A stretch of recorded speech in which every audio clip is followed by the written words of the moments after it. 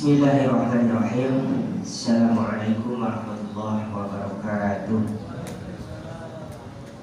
Alhamdulillahirabbil alamin. Wassalatu wassalamu ala Muhammadin wa ala alihi washabbihi ajmain. Amma ba'du. Hadirin jamaah ta'lim yang dirahmati Allah, mari kita panjatkan puji dan syukur kepada Allah Subhanahu wa taala. Shalawat beserta salam mudah-mudahan Allah sampaikan ke haribaan Nabi besar Muhammad sallallahu alaihi wasallam. Sohibul Bait, Tua DKM Masjid Darul Ismail, Al-Ustaz Eka, para asatidz yang lainnya yang mohon maaf tidak saya sebutkan namanya satu persatu, namun tidak mengurangi rasa hormat dan takdim saya, para tokoh agama, tokoh masyarakat, ketua RT dan RW, jamaah subuh keliling yang insya Allah dirahmati Allah Subhanahu wa ta'ala.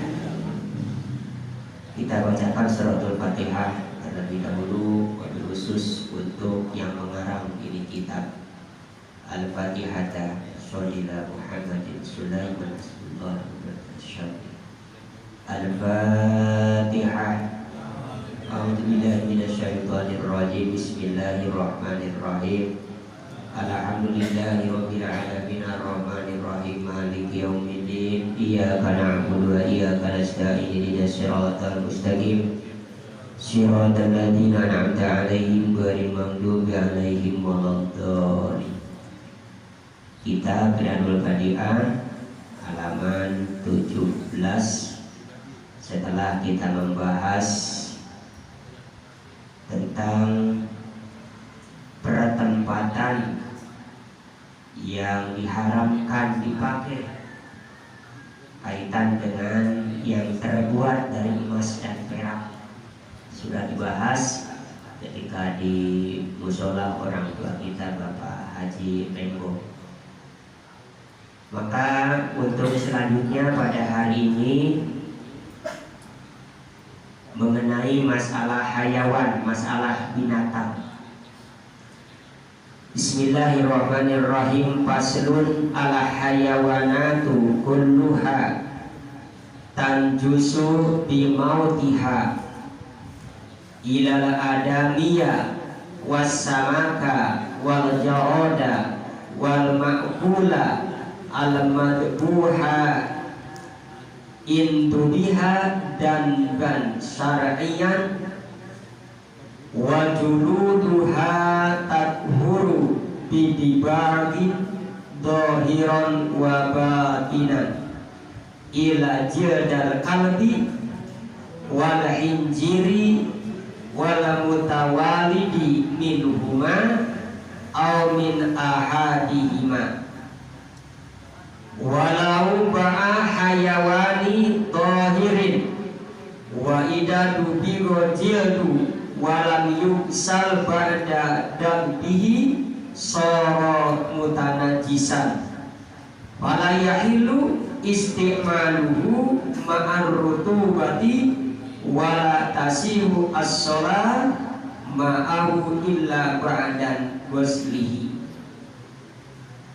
Pasal ini akan menjelaskan al-hayawanatu, pirang-pirang hayawan, macam-macam binatang. Kulluha tegese semua hayawanat, tanjusu itu najis.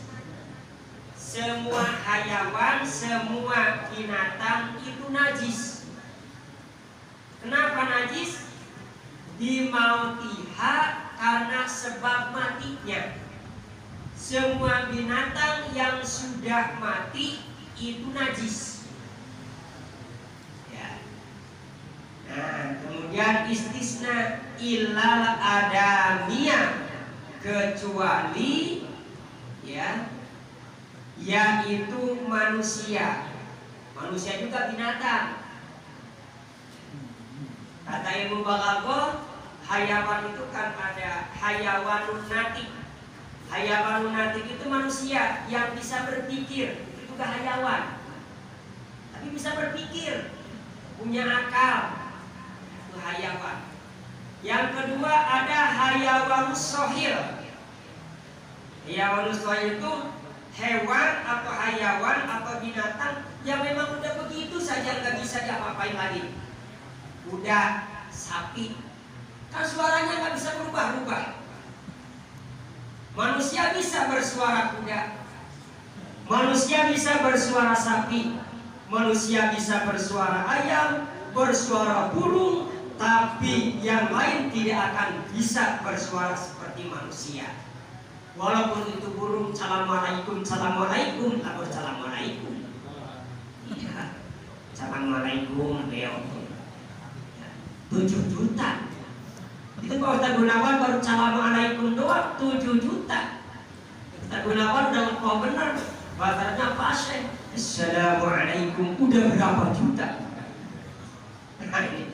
Jadi artinya kita sebagai manusia hayawanun natik, hewan yang memang bisa berpikir, bisa berargumen, bisa suara apapun juga, ini hayawanun natik.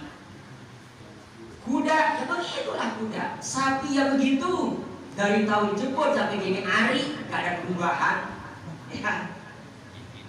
Nih, tidak najis yang namanya bangkai manusia atau Adam manusia. Karena ya anak Adam yakni kita ini adalah salah satu yang dimuliakan oleh Allah Subhanahu wa Ta'ala. Jadi dengan matinya, dengan mautnya ini ya tidak menjadikan najis. Bahkan kalau yang meninggalnya orang yang soleh, orang yang alim, sunnah untuk dicium. Ada keterangan begitu. Ini orang alim, ini para kiai. Bukan umpamanya ini sebelum dimakamkan itu mukanya ya. Kemudian kita kecup, kita cium. Masya Allah, ini orang yang soleh. Bahkan sampai dikatakan megang kurung batangnya sekalipun. Tuh perhatikan ya, tempatnya, kainnya. Maka coba lihat ya, ketika para kiai meninggal, Masya Allah, berebut ingin megang. Ya Allah ya kan. Saya lihat ya ketika Gus Dur itu, ketika Gus Dur wafat, Masya Allah, semua orang ingin megang. 9.000 santri ingin megang. Walaupun yang dipegang itu kainnya, yang dipegang itu kurung batangnya, yang dipegang itu yang ada kaitan dengan mayat saat itu. Ini manusia. Makanya manusia seperti itu. Laqad khalaqnal insana fi ahsani taqwim. Tapi ketika manusia tidak beribadah, justru summa radadnahu fi asfal safilin. Ya, berada di posisi yang paling aspal. Sekalipun aspal itu ada di atas, tetap aja diinjak di bawah, namanya aspal mah. Ya, paling bawah. Coba Asep ya. Walaupun itu aspal, ya, yang layak tetap aja aspal mah di bawah. Ya, injak-injak juga. Makanya manusia yang tidak bermartabat, manusia tidak beribadah ada di aspal. Wasama, ya, apa sama? Lain sama cek orang Sunda. Orang Sunda menjadi bahasa pasaman dan ikan. Ya. Nah, sama itu belalang, ikan ya, ikan. Nah, bangkai ikan najis. Ya, menguntung lagi ke empang. Saya mau ikan, ya, wah, ngambang ikan nih, ambil baik, asal jangan busuk untung. Iya, bau udah busuk matu. Mentang-mentang kagak najis, romannya sayang banget itu ikan ya. Gitu, udah busuk dalamnya, masih dipesak yang baik. Nah, pakai ikan tuh di empang ya, atau kita habis mancing ikan gede banget, taruh di kobakan, taruh di baskom, ngecengkang ikan. Udah, kalau kita memang doyan mah goreng baik itu ikan ya, walaupun udah mati, ya, mulai lele mau apa, tapi jangan mentang-mentang masih hidup, ya masih hidup digoreng. Ini suka ada juga yang sadis banget, lah ikan hidup-hidup pengen goreng baik, wah, akhirnya yang goreng itu kena minyak, kata ikan rasain loh. Makanya ada ya, untuk mematikan ikan lele kan ternyata di sininya ya. Oh, di atasnya di sini. Kalau kita kagak, geprek banget. Ikan main hajar baik gitu, ikan emas kayak apa gitu, geprek gitu, bagus. Padahal di sini ada yang bisa mematikan, diambil di sini itu langsung mati di pundaknya. Kata YouTube. Kita baca lihat ya. Di ikan Pak. Jadi bicara masalah ikan, ya. Ya kalau bangkai ikan mati atau ikan mati bisa najis kepada kita, repot banget ya. Ya makanya ini diistisnakan. Wala jarod belalang, ini belalang, walaupun itu belalang udah mati, ya itu nggak najis. Bapak senang dengan belalang. Dulu mah di kampung-kampung sampai ngobor dari belalang, Roma pakai obor, iya. Waduh, digoreng. Sekarang kadang-kadang jijik dan belalang juga ya. Ya belalang-belalang yang gede-gede ya. Kalau di Sabah kan yang kecil-kecil itu. Wah itu nikmat banget Manasim. Pernah nggak Manasim? Iya, saya pernah ngobrol di sini. Ngobrol di sini tahun berapa dengan anak? Ngobrol ke bawah itu pesawat nyari belalang. Ini kan, Masya Allah. Ini jarod ya. Wal ma'kulu al-madhur, dan yang dimakan disembelih hingga najis ya. Disembelih makanya jangan sampai kagak disembelih ya. Apapun binatang itu halal kemudian kita sembelih. Sampai tadi ikan ketika kita akan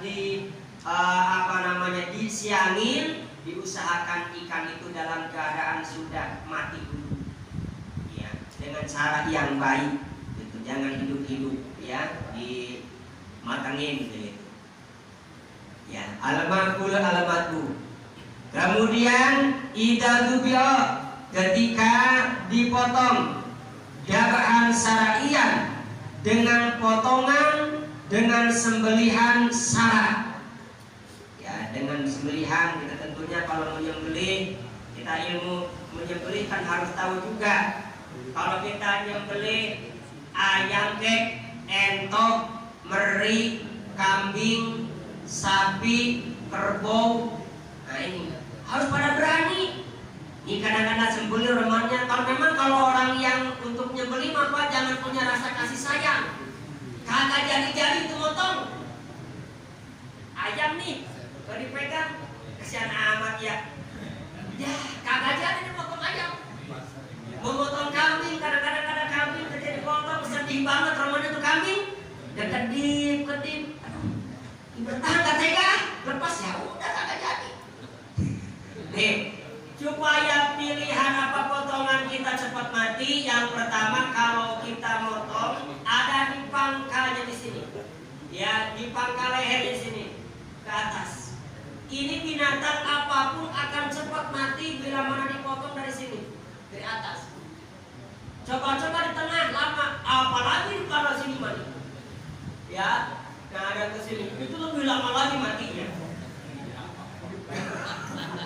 Lagi terapan kata bahasanya. Jadi supaya potongan dia sembelihan kita cepat mati pada atas, tapi sini nih. Dan memang benar begitu. Makanya kalau kita potong sapi ya, potong sapi atau kebo atau kambing dari sini nih, segini aja dari sini. Kita gini aja ya, gampang. Jangan terlalu kena, ini ada tulang di sini, hati-hati kalau kita bisa habis ke tulang. Dan tidak bagusnya potongan kita kalau sudah keras, nih, ya. Dan untuk si golong itu sudah bagus karena sudah sampai tulang. Jangan lu aja terus juga saya udah habis dah golong. Iya. Hati-hati kalau binatang yang besar, nih, ya binatang besar seperti apa? Seperti sapi dengan kerbau, ya, begitu. Sambil kita pegangnya kekerasan. dikodok aja gitu, diraba. Yang sampai nggak putus, terutama urat besarnya dan kiri kanannya. Kalau kiri kanannya nggak rapi, motong binatang, lama matinya. Dan jangan pernah motong binatang sampai 2 kali, itu haram. Ya, diangkat terus, belum beres, potong lagi. Garanya suruh mati. Iya, ini malu romannya ya. Motong, lah, mesti gini-gini baik. Terus lagi. Tetepin baik, dia mati. Ya, jadi yang dabahan syariah artinya pemotongan yang memang secara syar'i. Ya, Bismillahirrahmanirrahim. Kalau kita akikah, sebutkan akikah untuk siapa, udhiyah untuk siapa udhiyahnya, begitu itu bacakan. Ini syariah dan dabahan. Jadi secara syarat seperti itu. Orang Islam memakai Bismillahirrahmanirrahim. Bahkan yang mengatakan tidak pakai Bismillah juga orang Islam udah sah baik. Tuh, potongan Islam. Tapi kan tidak semua laki-laki berani juga potong ya. Gitu. Kata orang tua jangan bernapas, emang benar juga. Potong kambing ini sampai nguas-nguas tadi potong kambing. Coba-coba deh. Daging kambingnya insya Allah bau. Ya, harus ditahan. Dan mohon maaf, kalau binatang besar jangan diinjak juga. Suka ada saya lihat yang motong ya, itu kepalanya diinjak juga, udah dipegang diinjak. Ya, hati-hati. Kalau saya dulu masih muda ya, masih kuat pegang golok satu tangan. Kalau sekarang karena namanya kerbau atau sapi paling begini. Pertama awal begini. Itu 3 kali jalan itu beres gitu. Jangan bingung, kan kalau sapi panjang ininya lehernya digituin aja, dilipat, ya nanti hilang sendiri. Ini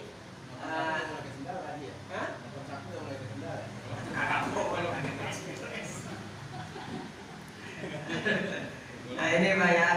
Jadi dabahan syariah motong yang memang secara syar'i ya tentunya kadang-kadang motongnya juga kemana ngadepnya. Kita mau orang Islam yang rapi, bukan dijagal. Iya, kalau tukang ayam biasa, tukang ayam benar-benar ya, langsung direbus. Mana belum mati merebus bahaya kan, dengan mesin. Itu udah suara ayam juga, suara mesin juga, kasihan amat ya. Suruh mati dulu biar dagingnya enak. Saya masih ingat kata-kata Pak Nur Mahmudi ya saat pembukaan RPH. Daging sapi akan sangat berpengaruh. 1, ketika itu sapi dari manapun jangan langsung dipotong, suruh santai dulu, suruh istirahat dulu. Setelah dipotong jangan langsung diguluti, mati dulu dia secara sempurna. Dulu seperti pojok-pojokan juga. Nih biasanya apalagi kalau orang banyak, begitu sapi baru dipotong lehernya atau langsung dihajar binatang, wajibnya biarin. Sama dilarang dari lingkungan, bajik biarin aja, biarin. Mau diri ini. Apalagi yang matangnya Salahuddin mah kagak ada yang bertahan berdiri kata saya. Kagak pernah berdiri. Jangan. Ini orang tua dulu kadang-kadang suka begitu juga ya. Kalau motor, lah ketahuan tuh sapi udah dipotong udah apa-apa. Main bajik kocek-kocek. Mau kemana sih? Dulu kan kita meramai banget. Sampai se-RT motong sapi 1. Beli gede pedet. Halo, sama-sama go. Bismillah, udah. Ampun ya. Ini yang dabahan syariah. Jadi ada pemotongan yang memang bisa palanya ya ngalor, madap. Ngalor bener? Iya. Madapnya madap mana? Madap ngulon. Begitu. Benar begitu? Iya. Jadi harus benar, jangan kemana-mana madapnya semaunya baik. Latihannya dari mana? Lagi dari motong ayamnya yang muda-muda. Ya, kalian ingin bisa motong, ilmunya motong ayam dulu. Ayam belum pernah motong, sekarang ingin kambing. Lah kambing belum pernah, sekarang ingin nyoba-nyoba ke sapi. Motongnya jangan coba-coba. Iya, gitu. Karena kaitan dengan sara dengan kerapian.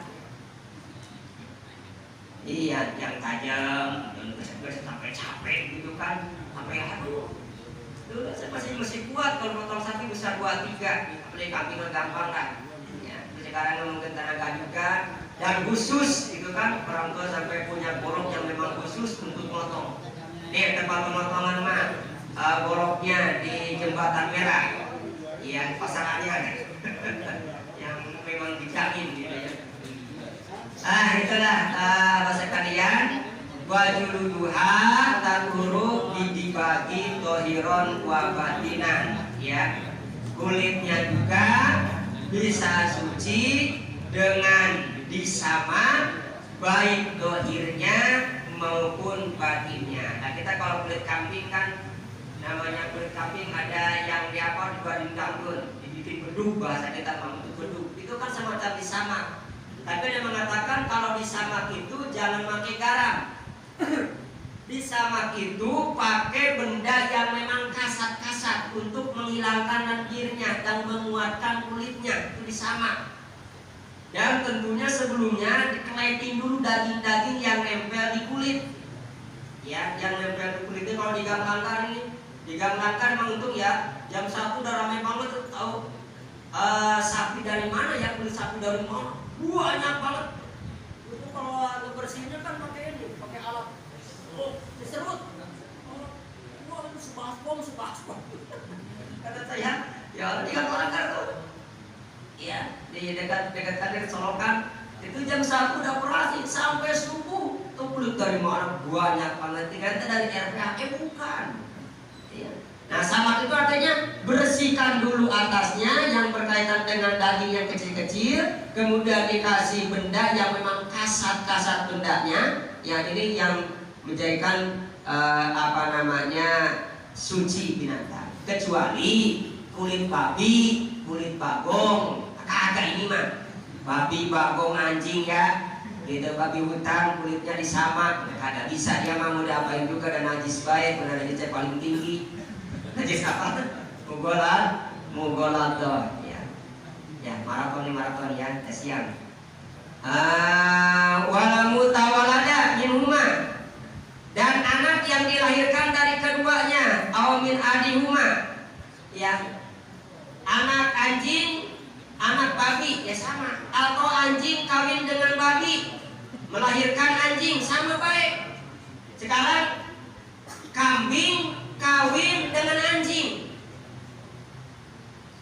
lakinya anjing, tuh bikangnya kambing, anaknya nanti apa?